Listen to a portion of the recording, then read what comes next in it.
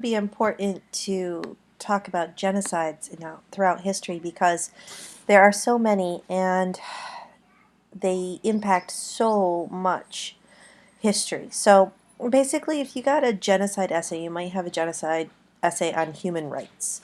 So you select two different examples from history where human rights have been denied to groups of people. Explain the historical circumstance, so causes. Describe how the human rights of that group were denied, so what happened, and discuss an action taken by each individual or group or government that attempted to end the human rights violation. This is very similar to the project that you did. So here's your examples. Indigenous people in Latin America during the encounter, which is exploration, and they're talking about indigenous people as Native Americans.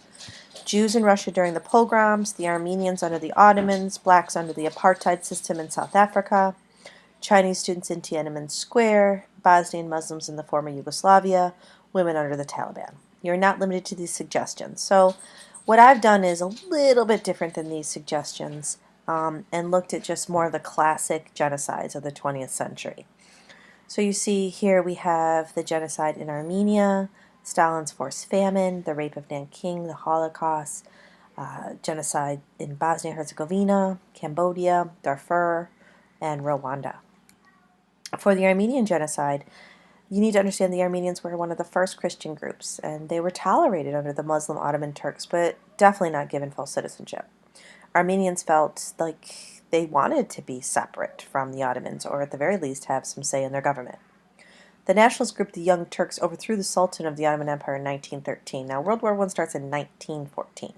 The Young Turks, and Kemal Ataturk was one of these Young Turks, wanted a unified country with one language and one religion, and they saw the Armenians as standing in their way. So the Christian Armenians were branded as infidels and spies and traitors by the Young Turks. And the Armenian leaders were arrested, tortured, killed. Armenian property was taken. Armenian men were killed or forced to hard labor. Women, children, and elderly were removed from their homes. They were put on forced marches in the Syrian desert. Some survivors went to concentration camps, and many females were assaulted, and children sometimes were given to Muslim homes and forced to convert.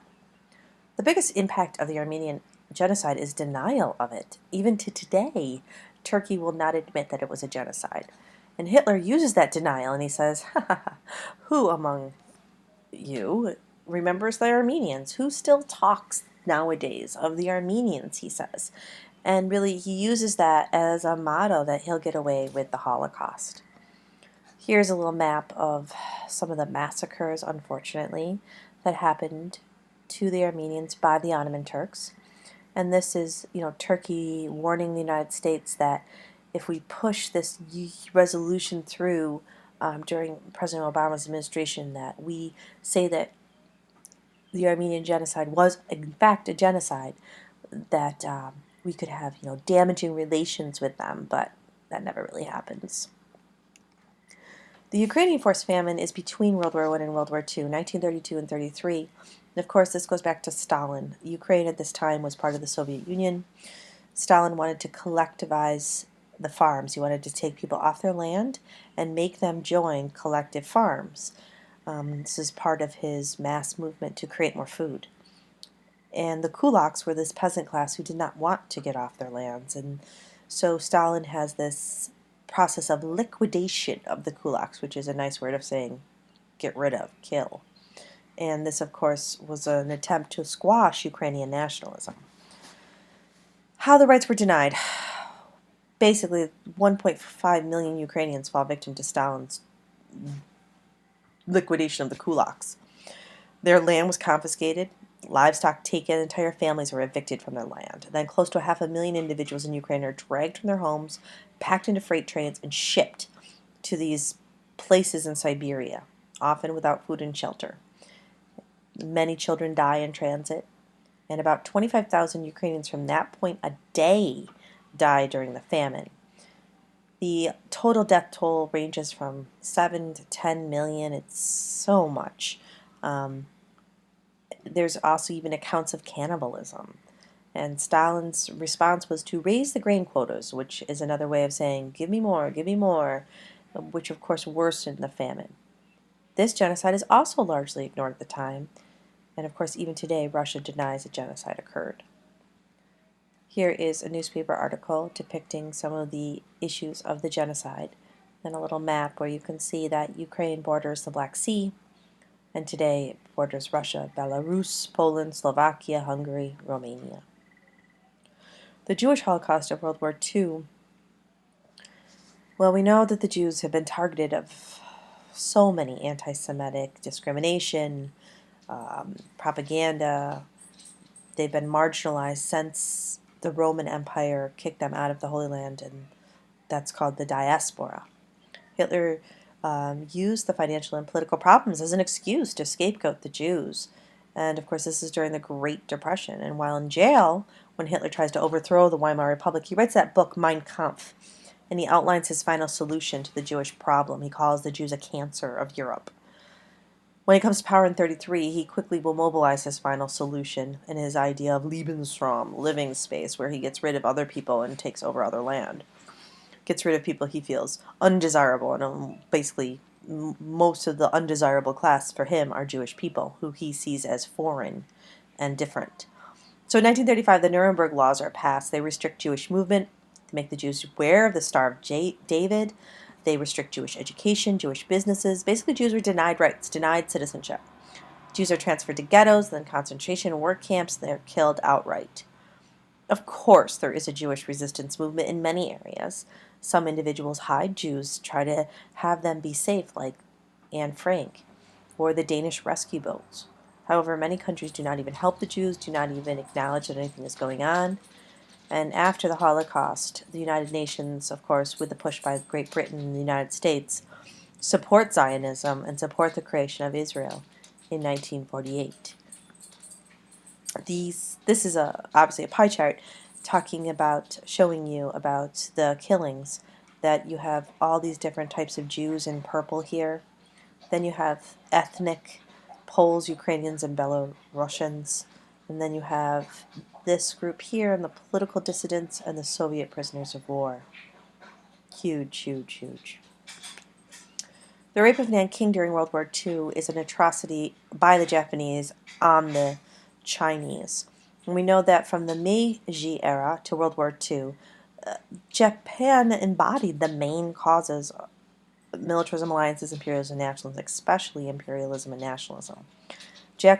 Japan lacks natural resources needed for industrialization, so it says, the motto of the Meiji era was Western technology, Japanese thought. So to get their natural resources so that they can have technology, Japan invades China during World War II.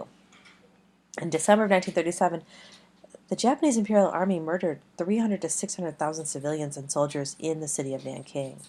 Pregnant women were not spared, and sometimes their fetuses were ripped out of their bodies. Soldiers fired into crowds, they killed shopkeepers, they looted. There was burnings, stabbings, drownings, rapes, thefts, and massive property destruction for about 6 weeks. And those who were not killed on the spot were taken to the outskirts of the city, forced to dig their own graves. It's just horrible. And in terms of the attempt to end the human rights violations in the United States, reports were published in the New York Times and other magazines, and people were like, no way, that can't really be happening. That's just propaganda. Unfortunately, it was really happening. In the Cambodian genocide, what we see is really the fallout from the Vietnam War. And of course, you can see the dates 1975 to 1979. Cambodia, which is also known as Kampuchea, even today is made up of mostly poor farmers, and it's been plagued with instability, especially after the French left, and the French had controlled Cambodia and most of Southeast Asia for 100 years. And so in 1953 they leave, and there's a lot of instability. And during the Vietnam War, Cambodia stays neutral, but it's not exactly neutral. So in 1975, a guy named Pol Pot, which is not really his real name, but it's what he changes it to, Pol Pot leads a group of men called the Khmer Rouge. And he basically gets it up to about 700,000 men in this army.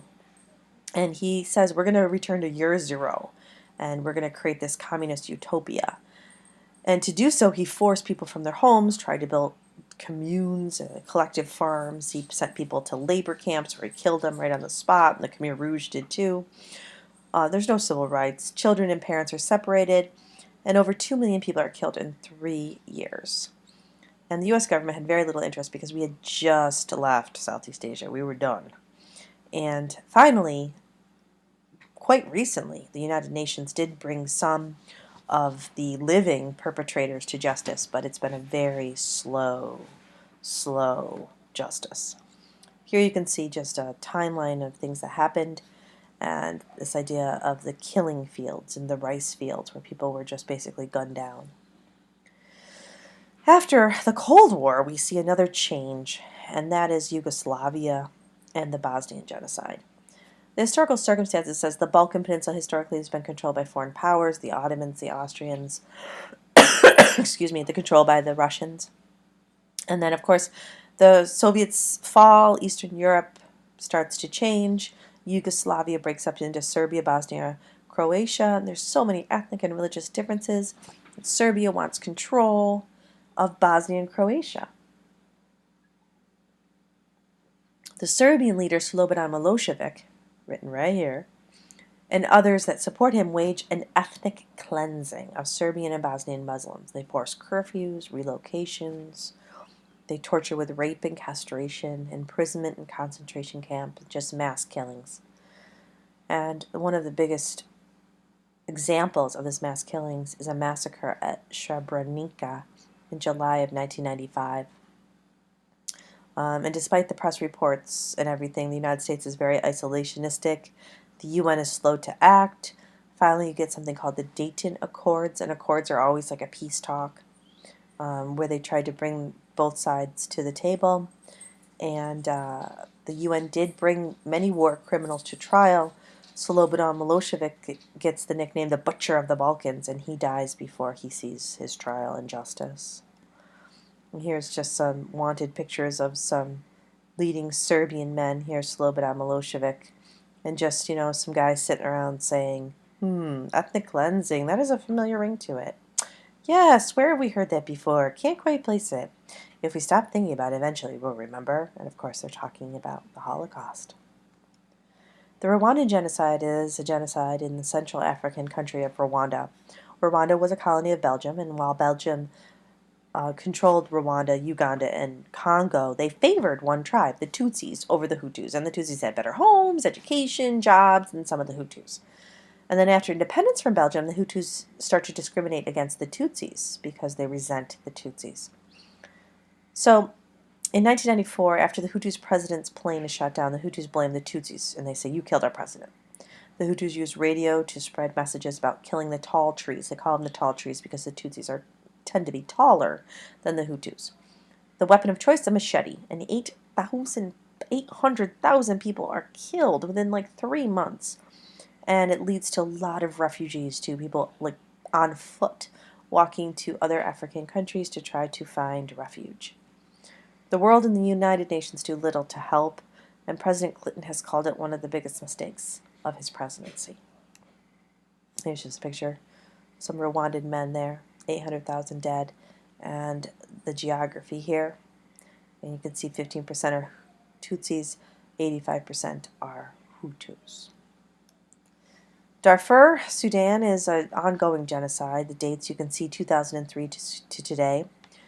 Sudan became independent from Great Britain in 1956, again, a part of this decolonization. And since 1956, it's had many years of civil war and competition for scarce resources, mainly water, farming land. They've had the problem of desertification, when farming land basically is overused and it increases the amount of desert-like conditions, and there is less land to farm. In Sudan, you have the north versus the south in terms of resources, and oil being found in western Sudan. In the Darfur region, the problem has been that Arab militias, funded by the Sudanese government, they're called the Janjaweed, and that basically translates to devils on horseback. The Janjaweed systematically destroy Darfur's villages. They loot their economic resources, pollute their water sources, and the dead bodies are sometimes tossed in wells to contaminate the water supplies. And the death toll right now is about 500,000, 480,000 dead, and 2.5 million displaced people or refugees. There have been UN actions, there have been resolutions to bring the Sudanese leader Omar Bashir to trial. Sudan will not comply. And there has been the creation of South Sudan as a separate country, but unfortunately, violence continues and refugees are still an issue. And here's just, calling for action now, and you can see where Sudan is located. Here's the Red Sea, and Saudi Arabia, Egypt, Ethiopia, Libya, Chad, etc. And then ultimately, you can see in this cartoon, it says, never again, never again, never again, never again, never again, and then Darfur again. And that's why we study genocide, so that we can recognize it and hopefully stop it from happening again.